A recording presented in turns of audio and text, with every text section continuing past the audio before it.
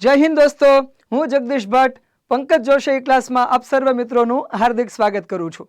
મિત્રો, આપણે બધાએ દક્ષિણ ભારતના રાજવંશોની જે સિરીઝ ભણવાનું શરૂ કર્યું છે એના ક્રમમાં આજે આપણે સાતવાહન અને વાકાટક વંશ પછી એક નવા વંશ વિશેની માહિતી મેળવવાની છે અને એ વંશ છે મિત્રો વાતાપીના ચાલુક્ય વંશ। તો મિત્રો, આપણે વાત કરીએ કે આ જે વાતાપીના ચાલુક્યો છે એ વાતાપીના ચાલુક્યો જે જગ્યાએ સાતવાહનોની સત્તા હતી એ જગ્યાએ વાકાટકો આવ્યા અને જે જગ્યાએ વાકાટકોની સત્તા હતી એ જગ્યાએ વાતાપીના ચાલુક્યો જે છે એ સત્તાની અંદર આવે છે। એટલે વિસ્તાર સેમ જ છે, વંશ બદલાય છે અને આપણે ભણવાના તથ્યો બદલી રહ્યા છીએ એટલું જ માત્ર છે, બાકી વિસ્તાર સેમ છે મિત્રો। તો મહારાષ્ટ્ર, આંધ્રપ્રદેશ, કર્ણાટકના જે વિસ્તારની અંદર આ વાતાપીના ચાલુક્યોની સત્તા આવી હતી એમનો સમયગાળો કયો હતો મિત્રો? તો યાદ રાખજો કે ઈસવી સનની 6ઠી સદીથી લઈને 8મી સદી એટલે કે એપ્રોક્સિમેટલી 535 થી લઈને 757 ઈસવી સન સુધી આ વાતાપીના ચાલુક્યોની ભારતની અંદર, એમાંય તે દક્ષિણ ભારતની અંદર સત્તા જોવા મળે છે મિત્રો। તો હવે મિત્રો, એક સમયગાળાની ચર્ચા કર્યા પછી આપણે રાજ્ય વિસ્તારની વાત કરીએ કે કયા વિસ્તારમાં આ રાજવંશની સત્તા હતી મિત્રો। તો અહીંયા તમે જોઈ શકો છો કે સાતવાહન રાજાઓ હોય, વાકાટકો હોય કે અહીંયા વાતાપીના ચાલુક્યો હોય, આ બધાની સત્તા આ જ વિસ્તારમાં આવી છે। બસ બધાનો સમય બદલાણો છે। જો તમને યાદ ન હોય તો યાદ કરાવી દઉં કે સાતવાહનો આ જ વિસ્તારની અંદર સત્તામાં હતા, પરંતુ એમનો જે સમયગાળો હતો મિત્રો એ સાતવાહનોનો સમયગાળો હતો ઈસવી સન પૂર્વેની પ્રથમ સદીથી લઈને ઈસવી સનની 3જી સદીના મધ્ય ભાગ સુધી આ સાતવાહનો સત્તાની અંદર હતા। એ પછી મિત્રો તમને યાદ હોય તો વાકાટકો ચર્ચામાં આવ્યા હતા। આપણે એમનો એક સ્પેશિયલ વિડીયો પણ મૂકી દીધો છે, તમને તેમની લિંક, સાતવાહન વંશ અને વાકાટક વંશની લિંક અમારા આ વિડીયોના ડિસ્ક્રિપ્શનની અંદર તમને મળી જશે, તો ત્યાંથી તમે આપણા આ બે જૂના વિડીયોને જોઈ શકો છો। કદાચ ન જોયો હોય તો એવું કોઈ ટેન્શન ના લેતા કે આ વિડીયો નહીં સમજાય, આ પણ તમને સમજાશે જ, પણ જો વ્યવસ્થિત પરીક્ષાની તૈયારી કરવી હોય તો તમે બંને આ વિડીયો પણ જોઈ લેજો મિત્રો। ચલો, તો આપણે એક વાત કરતા હતા કે આ વાકાટકોનો સમયગાળો જે છે એ 250 થી 500 ઈસવીસનના સમયગાળા દરમિયાન જોવા મળે છે। આ બંનેનો સમયગાળો પૂરો થયો પછી એ જ વિસ્તારની અંદર મિત્રો આ વાકાટકોની જગ્યાએ કોણ આવે છે? તો કે વાતાપીના ચાલુક્યો જે છે એ સત્તાની અંદર આવે છે। એટલે એમનો પણ રાજ્ય વિસ્તાર તમને આ નકશામાં જે દેખાય છે એ એમનો રાજ્ય વિસ્તાર છે મિત્રો। તો બે બાબતો ક્લિયર થઈ ગઈ કે એમનો સમયગાળો કયો હતો? તો કે ભાઈ ઈસવી સન 535 થી લઈને ઈસવી સન 757 વચ્ચેના સમયગાળામાં એમની સત્તા દક્ષિણ ભારતની અંદર હતી। હવે મિત્રો, એ પણ નોંધજો કે આ જે સમયગાળો છે એ એકદમ ફિક્સ ડિટ્ટો નથી હોતો, એમાં થોડું ઘણું વેરિએશન રહેવાનું છે, પણ મોર ઓર લેસ આ એક સમયગાળો આપણે માનીને ચાલીએ છીએ। મોટાભાગના ઇતિહાસકારો આ સમયગાળામાં સહમત છે એટલે આપણે એને પકડીને ચાલીએ છીએ। તો મિત્રો, હવે આ વંશની અંદર આવનારા જે અગત્યના રાજાઓ છે એમની આપણે વાત શરૂ કરીએ, એક એકની વાત શરૂ કરીએ એની પહેલા આ વંશનો એક આપણે ટૂંકો પ્રાથમિક પરિચય પહેલા મેળવી લઈએ, જે પરીક્ષા માટે ખૂબ જ અગત્યનો છે, અને પછી ક્રમશઃ એક એક રાજાઓ વિશે આપણે ડિટેલમાં વાત કરીશું, એટલે પરીક્ષામાં તમારે આ વંશ વિશેની કોઈ માહિતી છૂટવાની નથી મિત્રો। ચલો, તો પહેલા આપણે પરિચય આપણે મેળવી લઈએ। સૌથી પહેલો વિસ્તાર તો કે મહારાષ્ટ્ર, કર્ણાટક, આંધ્રપ્રદેશના વિસ્તારોની અંદર તમને એમનું શાસન જોવા મળે છે। સમયની વાત કરીએ તો 543 થી લઈને 753 અથવા તો 535 થી લઈને 757 પણ ગણવામાં આવે છે મિત્રો। હવે એ જોઈ લઈએ જે આપણે ઓલરેડી ભણી ગયા છીએ કે કોની જગ્યાએ તેઓ સત્તાની અંદર આવ્યા હતા, તો કે ભાઈ વાકાટકોની જગ્યાએ સત્તામાં આવે છે। એના પછી આમના સ્થાપક રાજા કોણ છે મિત્રો? તો સ્થાપક રાજા તરીકે સૌથી પહેલું નામ જે ઇતિહાસકારો આપે છે એ જયસિંહનું નામ આપે છે, પરંતુ એમના વિશે કોઈ સચોટ માહિતી આપણને મળતી નથી। એવું પણ બની શકે કે આ જયસિંહ નામના રાજા જે છે એ સમયના દક્ષિણ ભારતની અંદર વનવાસી વિસ્તારમાં કર્ણાટકની અંદર વનવાસી નામનું એક સ્થળ આવેલું છે. તો એ વનવાસી વિસ્તારની અંદર કદંબ વંશની સત્તા હતી મિત્રો. કની સત્તા હતી? કદંબ વંશની સત્તા હતી. તો બની શકે કે કદાચ જયસિંહ જે છે એ કદંબોના અધીન કાર્ય કરતા હોય, એમના અંડરમાં રહીને કાર્ય કરતા હોય, સ્વતંત્ર શાસનની સ્થાપના ન કરી શક્યા હોય, પણ આ વંશની શરૂઆત થઈ ચૂકી હોય. એટલા માટે એવું માનીએ છીએ કે સ્થાપક તરીકે કદાચ જયસિંહ હોવા જોઈએ. અને પછી આગળ જતા એક બીજું નામ આપવામાં આવે છે મિત્રો કે સ્થાપક તરીકે પુલકેશી પ્રથમ છે. તો એમનું નામ શા માટે આપવામાં આવે છે? ઓલરેડી જયસિંહનું નામ તો આપણે આપીએ છીએ. તો મિત્રો યાદ રાખજો કે કદંબોથી સ્વતંત્ર થઈને આમણે વાતાપીના ચાલુક્ય વંશની સ્થાપના કરી હતી. અને આ જયસિંહ જે છે એમણે કદંબોના અંડરની અંદર આ વંશની સ્થાપના કરી હતી મિત્રો. તો ઓપ્શનમાં કોનું નામ આપે છે એના આધારે આપણે ટીક મારવાનું છે. તમે ગમે એને ટીક મારી દેશો, બંને નામ આવે તો ગમે એને ટીક મારી દો તોય જવાબ સાચો છે, કારણ કે આપણી પાસે એના ઓથેન્ટિક પુરાવા છે. પણ હું તમને એવું કહું છું કે પહેલી પ્રાયોરિટી આપણે કોને આપીશું? તો કે પુલકેશી પ્રથમને આપીશું. કેમ એમને આપીશું? તો કે કદંબોથી સ્વતંત્ર થઈને એમણે આ વંશની સ્થાપના કરેલી છે. બાકી જયસિંહનું પણ એક નામ આવે છે, એ પણ તમને યાદ રહે, તમને ખ્યાલ રહે એટલા માટે થઈને આપણે એમનું નામ આપ્યું છે. ચલો મિત્રો, તો સ્થાપકની વાત કરી નાખી મિત્રો. હવે વાત સામાન્ય, તો કે આ વંશની રાજધાની કઈ હતી? તો કે ભાઈ કર્ણાટકની અંદર હાલ જે બાદામી છે એને એ સમયમાં વાતાપી કહેવામાં આવતું. તો એ લોકોએ એટલે કે પુલકેશી પ્રથમે પોતાની રાજધાની કોને બનાવી હતી? તો કે ભાઈ વાતાપીને પોતાની રાજધાની બનાવી છે મિત્રો. હવે વાત કરીએ કે આ વંશના અંતિમ રાજા કોણ હતા? તો કે કીર્તિવર્મન બીજા હતા. ડિટેલમાં બધી વાતો તો થવાની જ છે દરેક રાજાઓની, પરંતુ અંતિમ રાજાનું નામ પણ આપણે યાદ રાખવું પડશે. તો એક ઓવરવ્યૂ આપણે આખો લઈ લીધો કે સૌથી પહેલા આમનો વિસ્તાર કયો છે, એમનો સમય કયો છે, એ લોકો કોની જગ્યાએ શાસનની અંદર આવ્યા છે, પ્રથમ એના સ્થાપક રાજા કોણ હતા, એમની રાજધાની કઈ હતી, એના અંતિમ રાજા કોણ હતા, અને છેલ્લે તેઓ કોની સામે પરાજિત થઈ ગયા? તો કે રાષ્ટ્રકૂટ વંશના સ્થાપક દંતી દુર્ગની સામે તેઓ લોકો જે છે એ પરાજિત થઈ જાય છે અને વાતાપીના ચાલુક્યોની સત્તા જે છે એ ખતમ થઈ જાય છે. તો મિત્રો આ એક માત્ર ને માત્ર આપણે પરિચયની વાત કરી હતી. હવે મિત્રો આ વંશના પ્રથમ રાજાથી શરૂ કરીને અંતિમ રાજા વિશે પરીક્ષાની દ્રષ્ટિએ શું શું મહત્વનું છે એ આપણે અહીંયા સમજવાનું છે. તો આપણે એક પહેલા વંશાવલી જોઈએ અને પછી આપણે ડિટેલમાં ચર્ચાઓ કરીશું મિત્રો. તો આપણે જોઈ ગયા કે સૌથી પ્રથમ રાજા તરીકે કોનું નામ સાંભળવામાં આવે છે? તો કે જયસિંહ છે. જયસિંહ પછી કોણ ગાદી ઉપર આવ્યું છે? તો કે પુલકેશી પ્રથમ, કારણ કે આ વંશની અંદર એક બીજા પુલકેશી થઈ ગયા છે, એટલે પુલકેશી પ્રથમ જે છે એ ગાદી ઉપર આવ્યા. એમનો સમયગાળો પણ મેં તમને એકાઉન્ટ્સમાં લખી દીધો છે, લખ્યો છે માત્ર જાણ માટે.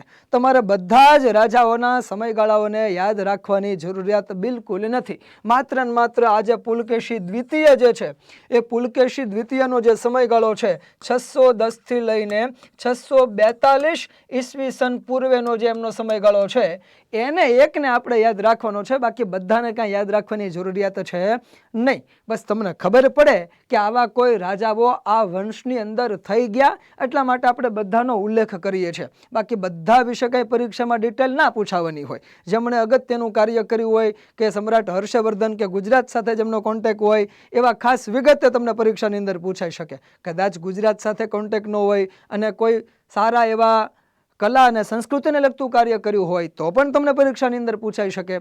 એટલે અગત્યનું કાર્ય હોય ને એવા રાજાઓનું આપણે અહીંયા અભ્યાસ કરવાનો છે, બાકીનો ખાલી ઉલ્લેખ કરવાનો છે. ચલો મિત્રો, તો પુલકેશી પ્રથમ જે છે એમની વાત કરીએ, કારણ કે એમને આપણે સ્થાપક તરીકે પણ ગણીએ છીએ. કદંબોથી સ્વતંત્ર થઈ ગયા, વાકાટકોથી સ્વતંત્ર થઈ ગયા એવું કયો તો પણ ચાલે. તો આ જે પુલકેશી પ્રથમ જે છે એમનું કયું અગત્યનું કાર્ય છે? તો કે આ વંશની સ્થાપના કરી અને પોતાની રાજધાની કોને બનાવી મિત્રો? તો કે વાતાપીને પોતાની રાજધાની બનાવી. તો આપણે આમાં બે બાબતો યાદ રાખવાની છે કે એને આપણે સ્થાપક તરીકે ઓળખાવીએ છીએ અને બીજું શું કહીએ છીએ? તો કે એમણે વાતાપીને અથવા તો બાદામીને પોતાની રાજધાની બનાવી છે. મિત્રો આપણે ચર્ચા કરી રહ્યા છીએ વાતાપીના ચાલુક્ય વંશની ચર્ચા કરી રહ્યા છીએ, તો એને બાદામીના ચાલુક્ય પણ કહેવાય છે ને વાતાપીના ચાલુક્ય પણ કહેવાય છે. ચલો મિત્રો, તો પહેલા રાજાની માહિતી આપણે અહીંયા પૂર્ણ કરીએ છીએ. બે જ બાબતો આપણે યાદ રાખવાની છે, સ્થાપક તરીકે અને રાજધાની વાતાપીને બનાવી. હવે મિત્રો યાદ રાખજો કે આ જે પુલકેશી છે એ પુલકેશી પ્રથમના બે દીકરાઓ છે. એકનું નામ છે મંગલેશ અને બીજાનું નામ જે છે એ કીર્તિવર્મન છે. હવે અહીંયા જોજો કે ગાદી ઉપર શરૂઆતમાં મિત્રો કોણ આવે છે? તો કે કીર્તિવર્મન પ્રથમ જે છે એ ગાદી ઉપર બેસે છે. તો આ જે કીર્તિવર્મન પ્રથમ છે એમણે કયું અગત્યનું કાર્ય કર્યું હતું? તો કે ભાઈ દખ્ખણના વિસ્તારની અંદર એક નાનકડા વંશની સત્તા હતી જેનું નામ હતું નલ વંશ હતું. એ સિવાય જે કોંકણનો વિસ્તાર જે છે એ પશ્ચિમ ઘાટના વિસ્તારમાં એક બીજા મૌર્ય વંશની પણ સત્તા હતી. પછી કોની સત્તા? તો કે ભાઈ વનવાસીના જે કદંબો જે છે એમની પણ સત્તા હતી દક્ષિણની અંદર, મહારાષ્ટ્રના, કર્ણાટકના વિસ્તારોની અંદર. તો આ ત્રણેય વંશને પરાજિત કર્યા હતા આ કીર્તિવર્મને. હવે કીર્તિવર્મને આમને પરાજિત કરી દીધાના ટૂંક સમયમાં પછી એમનું અવસાન થઈ ગયું, એટલે કે કીર્તિવર્મનનું મૃત્યુ થયું. કીર્તિવર્મનનું મૃત્યુ થયું એટલે હવે ગાદીના વારસદાર કોણ બનશે એ પ્રશ્ન આવશે.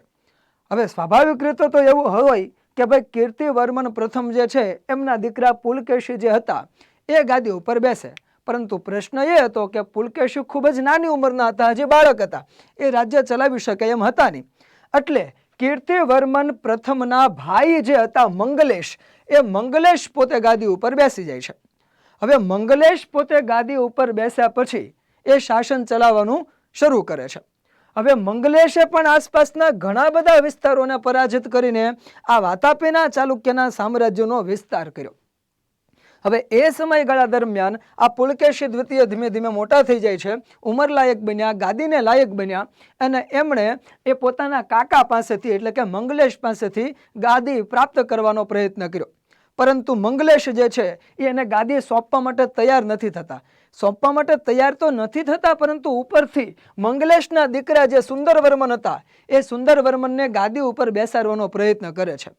હવે પુલકેશી દ્વિતીય જે છે એનો ખરેખર ગાદી ઉપર હક લાગતો હતો, પરંતુ કાકાએ ગાદી આપી નહીં મંગલભાઈએ. એટલા માટે શું કર્યું?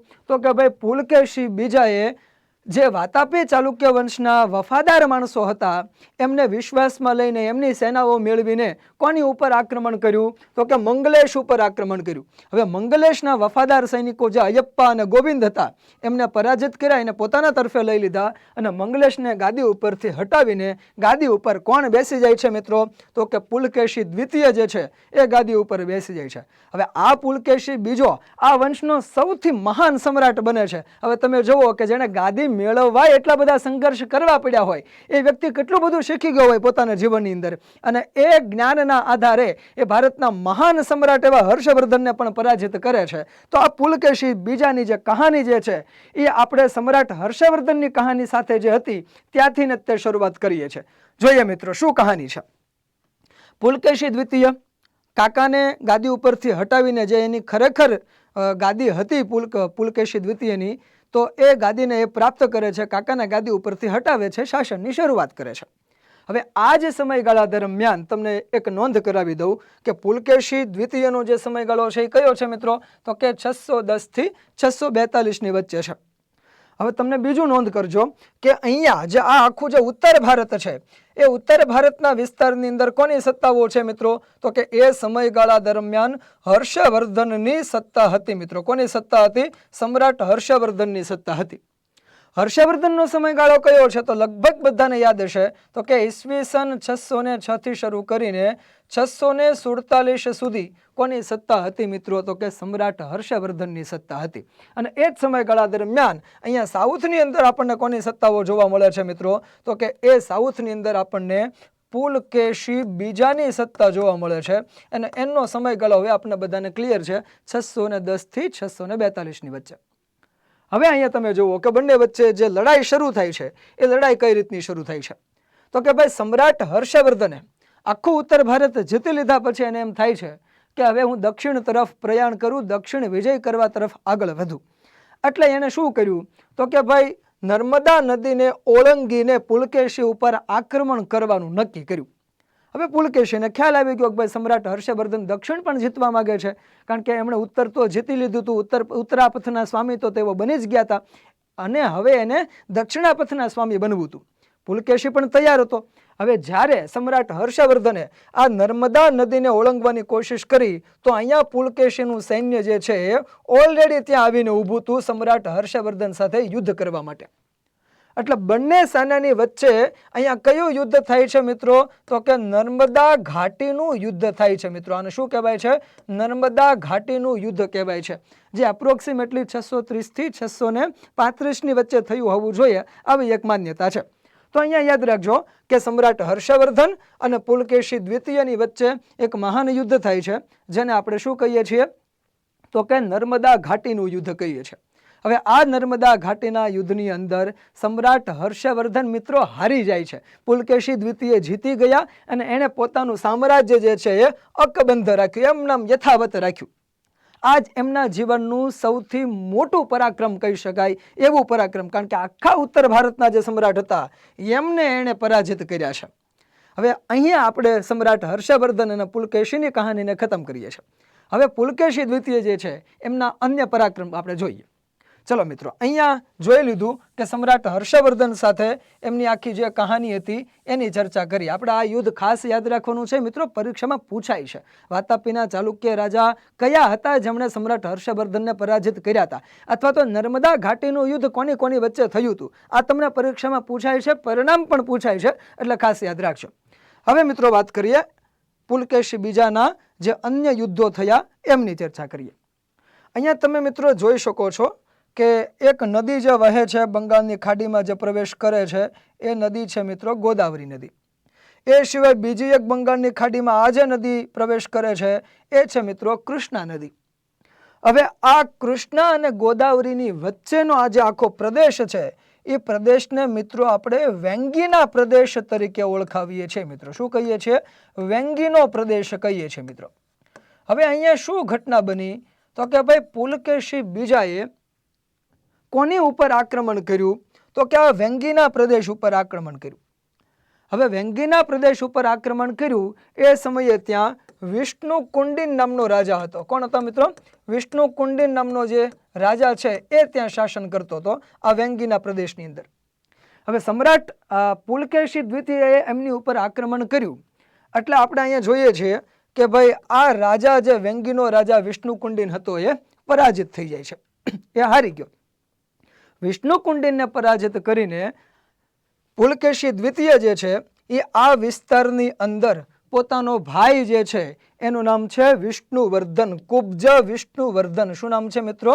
કુબ્જ વિષ્ણુવર્ધન. એને ગાદી ઉપર બેસાડે છે. એટલે અહીંયા આપણે બે બાબતો જોઈ લીધી મિત્રો કે ભાઈ આ વેંગીનો પ્રદેશ ક્યાં આવેલો છે? તો કે ગોદાવરી અને કૃષ્ણા નદીનો જે વિસ્તાર જે છે એની વચ્ચે આંધ્રપ્રદેશના વિસ્તારની અંદર આપણને વેંગીનો પ્રદેશ જોવા મળે છે. ત્યાં કોની સત્તા હતી? તો કે વિષ્ણુ કુંડિનની સત્તા હતી. એની ઉપર કોણે આક્રમણ કર્યું? તો કે પુલકેશી બીજાએ આક્રમણ કર્યું. આક્રમણ કર્યું તો એનું પરિણામ શું આવ્યું? તો કે વિષ્ણુ કુંડિન પરાજિત થયા. પરાજિત થઈ ગયા એટલે શું થયું? તો કે આ વિસ્તારનો વહીવટ સંભાળવા માટે કોને ગાદી ઉપર બેસાડ્યા? તો કે એના ભાઈ જે હતા કુબ્જ વિષ્ણુવર્ધન, એને આ વિસ્તારનો વાઇસરોય બનાવે છે. શું કરાવે છે? એનો પ્રતિનિધિ બનાવે છે. વાઇસરોય એટલે પ્રતિનિધિ, તો કે વાઇસરોય બનાવે છે અને પોતાના મૂળ વિસ્તારની અંદર ફરી પાછો એ શાસન કરવા માટે આવી જાય છે. તો આ કહાની મિત્રો તમે બધા સમજી ચૂક્યા હશો. તો બે યુદ્ધો થયા પુલકેશી દ્વિતીયના સમયના. પહેલું જે હતું એ સમ્રાટ હર્ષવર્ધન સામેનું આપણે યુદ્ધ જોયું છે. બીજું જે હતું મિત્રો એ આપણે વિષ્ણુ કુંડિન સામેનું યુદ્ધ જોયું અને વેંગીનો પ્રદેશ જીતી લીધો. ચલો, આ બે ઘટનાઓ પૂરી કરી. હવે મિત્રો એમના જીવનના ત્રીજા યુદ્ધની અંદર પ્રવેશ કરીએ. કયું છે? તો કે ભાઈ જે સમયગાળા દરમિયાન આ વાતાપીના ચાલુક્યોની સત્તા આ મહારાષ્ટ્ર, કર્ણાટક અને આંધ્રપ્રદેશના વિસ્તારની અંદર હતી, એ જ સમયગાળા દરમિયાન અહીંયા વધુ થોડા દક્ષિણની અંદર કાવેરી નદીથી ઉપર તમિલનાડુનો અને આંધ્રપ્રદેશનો દક્ષિણનો જે વિસ્તાર છે ત્યાં મિત્રો પલ્લવોની સત્તા હતી. મિત્રો કોની સત્તા હતી? પલ્લવોની સત્તા હતી. અને અહીંયા પલ્લવોના કયા રાજા સત્તાની અંદર હતા? તો કે ભાઈ એમનું નામ હતું મહેન્દ્રવર્મન. શું નામ હતું મિત્રો? મહેન્દ્રવર્મન. એ ત્યાં સત્તાની અંદર હતા. મિત્રો ઇતિહાસની અંદર પલ્લવ રાજાઓ અને વાતાપીના ચાલુક્યોની વચ્ચે 100 વર્ષ સુધી લગાતાર એકબીજાની સામે યુદ્ધો ચાલે છે. તો એમનો જે સંઘર્ષ જે છે એની કહાની અહીંથી શરૂ થાય છે. 100 વર્ષ સુધી પછી એકબીજાની સામે યુદ્ધો કર્યા કરવાના છે. પલ્લવો અને વાતાપીના ચાલુક્યો, પલ્લવો અને વાતાપીના ચાલુક્યો અંદરો અંદર એકબીજા સાથે 100 વર્ષ સુધી લડાઈ લડે છે. તો અહીંયા યાદ રાખજો કે અહીંયા પલ્લવ રાજા કયા સત્તાની અંદર છે મિત્રો? તો કે મહેન્દ્રવર્મન પ્રથમ જે છે એ સત્તાની અંદર છે. હવે તમને આખું ચિત્ર જો ક્લિયર થઈ ગયું છે. એક બાજુ હર્ષવર્ધન છે, બીજી બાજુ વેંગીના વિષ્ણુકુંડિન હતા, એમને પરાજિત કર્યા, હર્ષવર્ધનને પરાજિત કર્યા, અને હવે કોણ છે? પલ્લવ છે. અહીંયા કોણ મૂળ સત્તાની અંદર છે? તો કે એ તો પુલકેશી દ્વિતીય છે જ, એની આપણે ચર્ચા જે છે એ ચાલે જ છે, એની આપણે ચર્ચા કરી રહ્યા છીએ. હવે પુલકેશી દ્વિતીયએ શું કર્યું? તો કે પલ્લવો ઉપર આક્રમણ કર્યું. આમ તો વાસ્તવિકતા મિત્રો એવી હતી કે આ જે વેંગીનો પ્રદેશ છે એ વેંગીના પ્રદેશ ઉપર કોની ઢોંસ ચાલતી? તો કે વિષ્ણુકુંડિનની સત્તા ચાલતી. હવે વિષ્ણુકુંડિન કોનો ખંડીય રાજા હતો? તો કે પલ્લવોનો ખંડીય રાજા હતો. હવે પુલકેશી બીજો જો વિષ્ણુકુંડિનને પરાજિત કરે તો એનો મતલબ એવો પણ થઈ ગયો કે એને પલ્લવોને આંગળી કરી. હવે પલ્લવો જે છે એ પણ છાનામાના વેસવાના નથી. બંનેની વચ્ચે, પલ્લવો અને વાતાપીના ચાલુક્યોની વચ્ચે આ વેંગીના પ્રદેશના યુદ્ધના કારણે બીજું યુદ્ધ અનિવાર્ય થઈ ગયું. એટલે હવે મહેન્દ્રવર્મન અને પુલકેશી બીજો જે છે એમની વચ્ચે યુદ્ધ થાય છે. હવે આ યુદ્ધ થયું તો એનું પણ શું પરિણામ એવું? તો કે અગેન પુલકેશી દ્વિતીય જે છે એ વિજેતા બને છે. આ પુલકેશી દ્વિતીય વિજેતા બન્યો અને એમણે પલ્લવોનો પ્રદેશ અને એની રાજધાની જે કાંચીપુરમ હતી એ કાંચીપુરમ સુધી પોતાનો સામ્રાજ્ય વિસ્તાર કરી નાખ્યો. તો અહીંયા આપણે જોઈએ છીએ કે આ પુલકેશી દ્વિતીયએ 3 અગત્યના યુદ્ધો લડ્યા. બાકી નાના મોટા તો હતા જ તે, પરંતુ આઈએમપી 3 છે. એક સમ્રાટ હર્ષવર્ધન સાથે, એક વિષ્ણુકુંડિન સાથે અને એક મહેન્દ્રવર્મન સાથે. કયા 3 રાજાઓને પુલકેશી દ્વિતીયએ પરાજિત કર્યા? તો કે હર્ષવર્ધન, વિષ્ણુકુંડિન અને મહેન્દ્રવર્મનને પરાજિત કર્યા. હવે સમયગાળો બદલાય છે. પુલકેશી દ્વિતીયના પતનનો સમયગાળો આવે છે. શું ઘટના બને છે મિત્રો? તો કે યાદ રાખજો કે આ પલ્લવ રાજા મહેન્દ્રવર્મન જે છે એ યુદ્ધમાં હાર્યો, એની હત્યા થઈ, પરંતુ એનો દીકરો જે છે એ નરસિંહવર્મન પ્રથમ ગાદી ઉપર બેઠો. કઈ જગ્યાએ? તો કે કાંચીની અંદર. આ નરસિંહવર્મન જે છે એમને નાનપણથી ઈચ્છા એવી હતી કે મારા પિતાની હત્યાનો બદલો લેવો છે.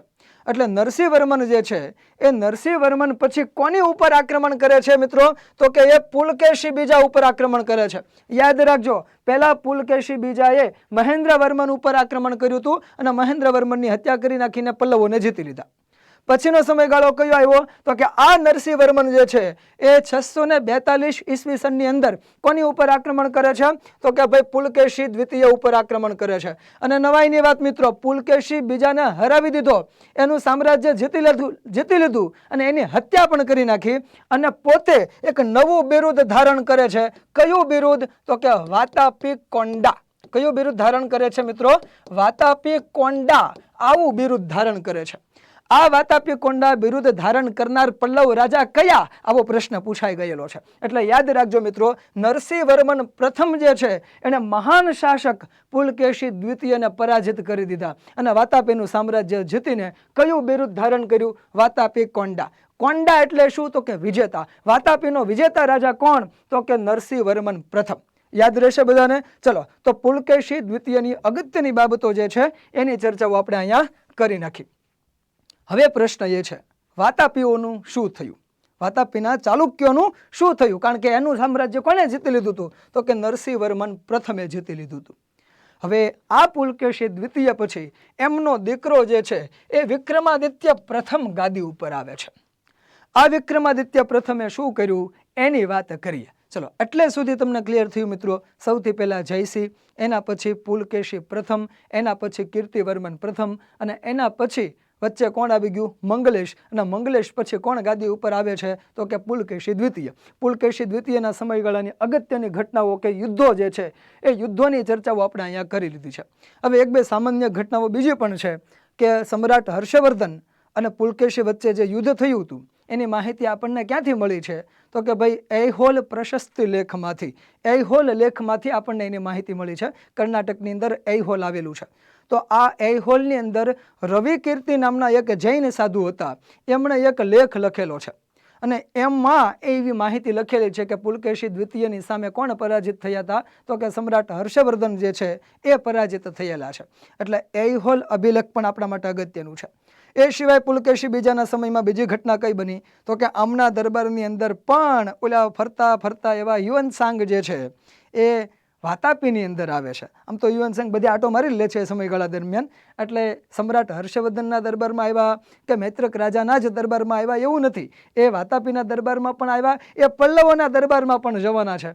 તો આપણે યાદ રાખવાનું છે કે અહીંયા હ્યુએનસાંગ જે છે એ પુલકેશી દ્વિતીયના સમયગાળા દરમિયાન વાતાપીની મુલાકાત લે છે મિત્રો. તો હવે ફરી એકવાર આપણે ચર્ચાઓ કરી નાખીએ કે ભાઈ આ વંશનો સૌથી શક્તિશાળી રાજા કોણ છે? તો કે પુલકેશી દ્વિતીય છે. નર્મદા ઘાટીનું યુદ્ધ કોની કોની વચ્ચે થયેલું છે? તો કે સમ્રાટ હર્ષવર્ધન અને પુલકેશી દ્વિતીયની વચ્ચે નર્મદા નદીના કિનારે થયેલું છે. બીજું શું આપણે યાદ રાખશું? તો કે ભાઈ આ પુલકેશી બીજાએ બીજા કોને પરાજિત કર્યા હતા? તો કે વેંગીના જે શાસક વિષ્ણુકુંડિન હતા એ વિષ્ણુકુંડિનને પરાજિત કર્યા અને ત્યાં ગાદી ઉપર કોને બેસાડ્યા? તો કે કુબ્જ વિષ્ણુવર્ધન પોતાના ભાઈ જે હતા એમને ગાદી ઉપર બેસાડેલા છે. એ સિવાય બીજું આપણે એ પણ ભણી ગયા કે ભાઈ આ જે પુલકેશી દ્વિતીય જે છે એ પુલકેશી દ્વિતીયએ મહેન્દ્રવર્મનને પરાજિત કર્યા હતા, પલ્લવ રાજા મહેન્દ્રવર્મનને. અને પછી કોની સામે તેઓ પરાજિત થઈ ગયા હતા? તો કે નરસિંહવર્મન પ્રથમ સામે તેઓ પરાજિત થયા અને તેમનું મૃત્યુ થઈ જાય છે. તો આ બધી ઘટનાઓનો ઉલ્લેખ જે છે આપણને ક્યાંથી મળ્યો છે? તો કે રવિ કીર્તિએ જે એહોલ અભિલેખ લખેલો છે એમાંથી મળેલો છે. હવે અહીંયા એક નોંધવા જેવી બાબત યાદ રાખજો કે રવિ કીર્તિ પોતે જૈન સાધુ હતા. એટલે એક એવી પણ બાબત આપણે કહી શકીએ કે આ રાજાઓએ જૈન ધર્મને પણ આશ્રય આપેલો છે. જો કે તેઓ મૂળ તો શિવના ઉપાસક છે. કોના ઉપાસક છે મિત્રો? શિવજીના ઉપાસક છે, બ્રાહ્મણ વંશ છે. પરંતુ કોને પ્રોત્સાહન આપેલું? તો કે જૈન ધર્મને પણ પ્રોત્સાહન આપેલું છે. તો અહીંયા આપણે યાદ રાખીશું મિત્રો. ચલો, તો એહોલ અભિલેખ તમને ભૂલાવવું જોઈએ નહીં. હવે આ પુલકેશી બીજાએ સમ્રાટ હર્ષવર્ધનને જ્યારે હરાવ્યા હતા ત્યારે એમણે એક બિરુદ ધારણ કર્યું હતું અને એ બિરુદનું નામ છે મિત્રો દક્ષિણા પથના સ્વામી. આવું બિરુદ એમણે ધારણ કરેલું છે. એટલે બિરુદ પણ એમનું યાદ રાખજો. બીજું, હ્યુએનસાંગે આમના સમયમાં વાતાપીની મુલાકાત લીધેલી છે, એ પણ યાદ રાખવાનું છે. હવે મિત્રો અહીંયા બીજી એક અગત્યની વાત નોંધવાની છે. કઈ વાત નોંધવાની છે? તો કે ભાઈ પુલકેશી દ્વિતીયએ પોતાનું એક દૂત મંડળ જે છે એ ક્યાં મોકલેલું? તો કે ફારસની અંદર મોકલેલું. હાલનો જે અરબનો જે વિસ્તાર છે એ વિસ્તારની અંદર ખુરાસાનનો પ્રદેશ કહેવાય છે. ત્યાં એમણે એક ત્યાંના રાજા સાથે સંબંધો વિકસાવવા માટે એક દૂત મંડળ મોકલાવેલું.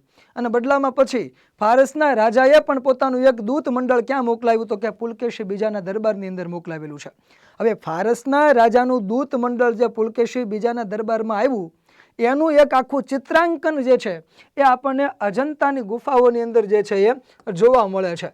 તો અજંતાની ગુફાઓની અંદર એક રાજા સિંહાસન ઉપર બેઠા હોય ને એની સામે કેટલાક દૂતો આવીને ઊભા હોય, આવું એક ચિત્ર છે. તો એ ચિત્ર આપણે કોનું દર્શાવે છે? તો આ લોકો તો કે ફારસી દૂતોનું ચિત્ર છે. શાનું ચિત્ર છે? ફારસી દૂતોનું. તો એટલે યાદ રાખજો કે આ વાતાપીના ચાલુક્ય વિશેની માહિતી આપણને થોડી ઘણી કોણ આપે છે? અજંતાની ગુફાઓ પણ આપે છે મિત્રો. એ બાબત આપણે અહીંયા નોંધવાની રહેશે મિત્રો. ચલો, તો આ બધી જ જે પુલકેશી દ્વિતીયની આઈએમપી બાબતો હતી એની ચર્ચાઓ મિત્રો આપણે અહીંયા કરી લીધેલી છે.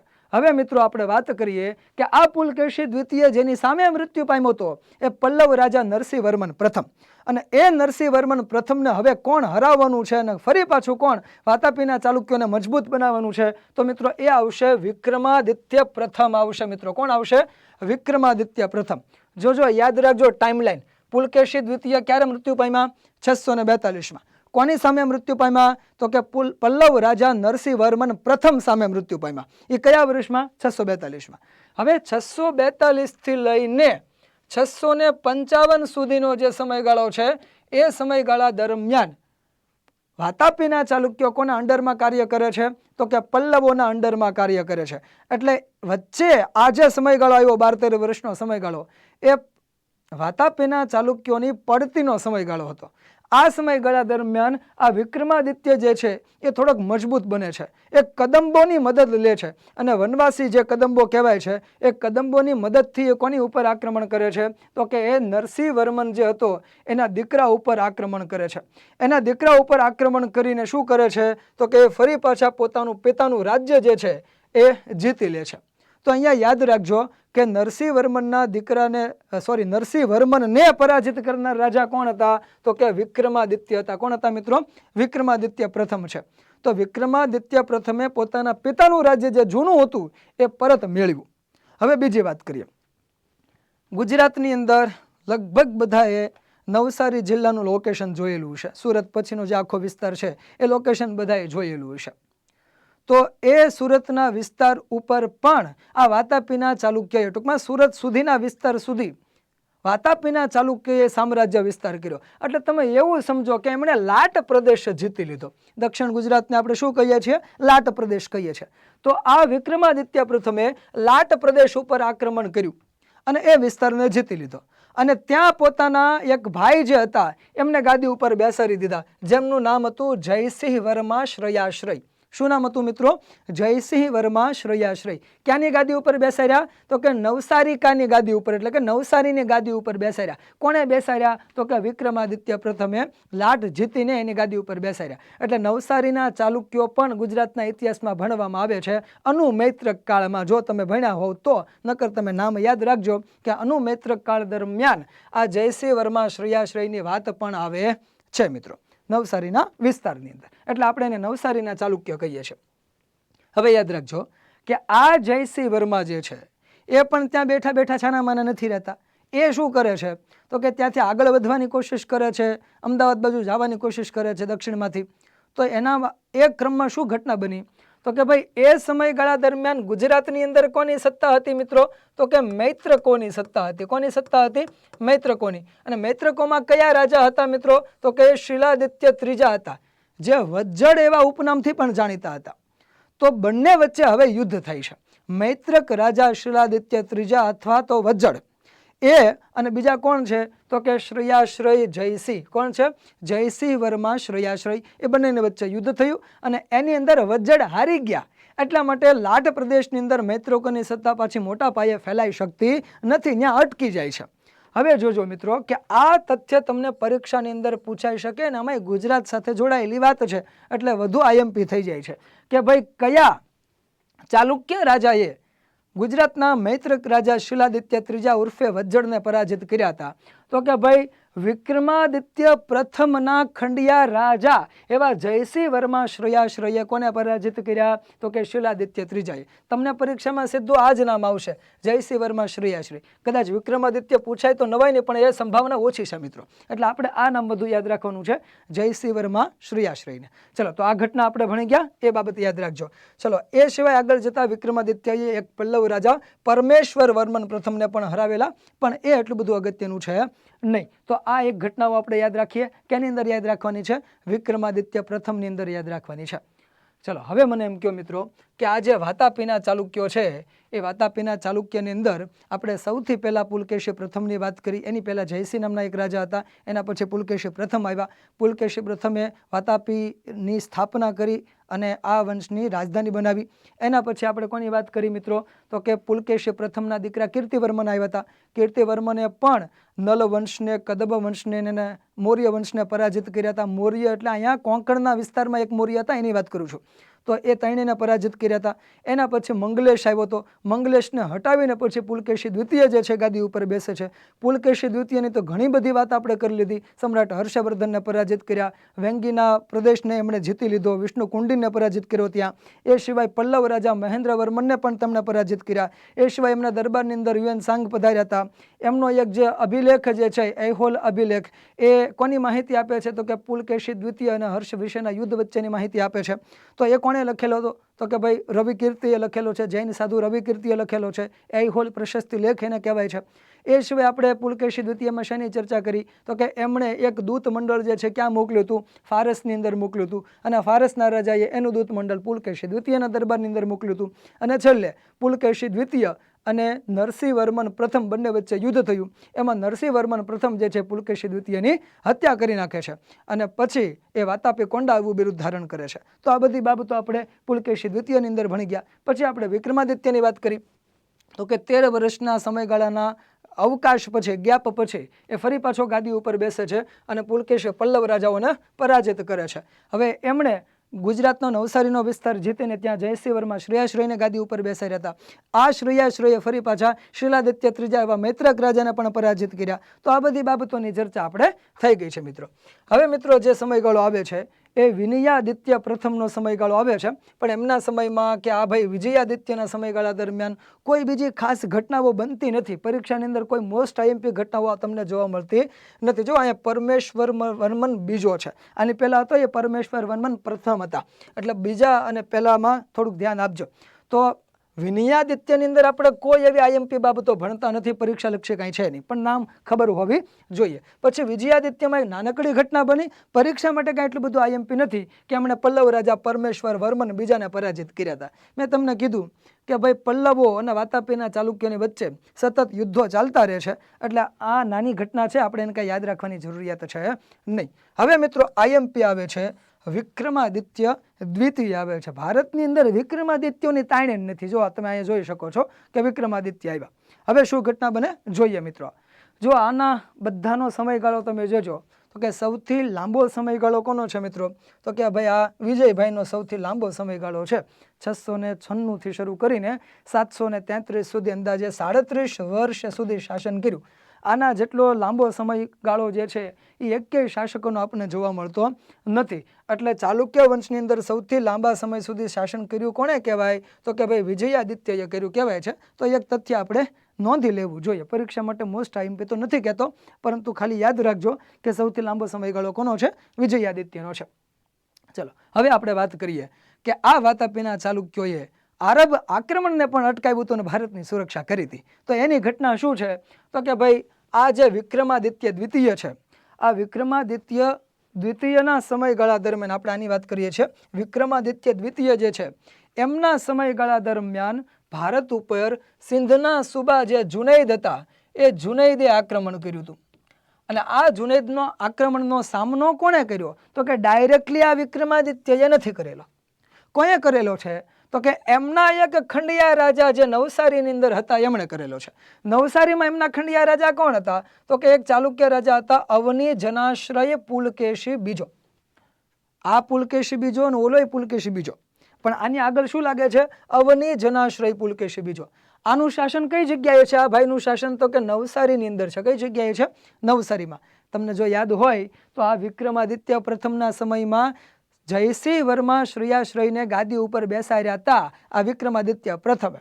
હવે વિક્રમાદિત્ય દ્વિતીયની વાત આવી છે, તો એમના સમયગાળા દરમિયાન ગુજરાતની અંદર નવસારીમાં કોની સત્તા હતી, તો કે અવની જનાશ્રય પુલકેશીની સત્તા હતી.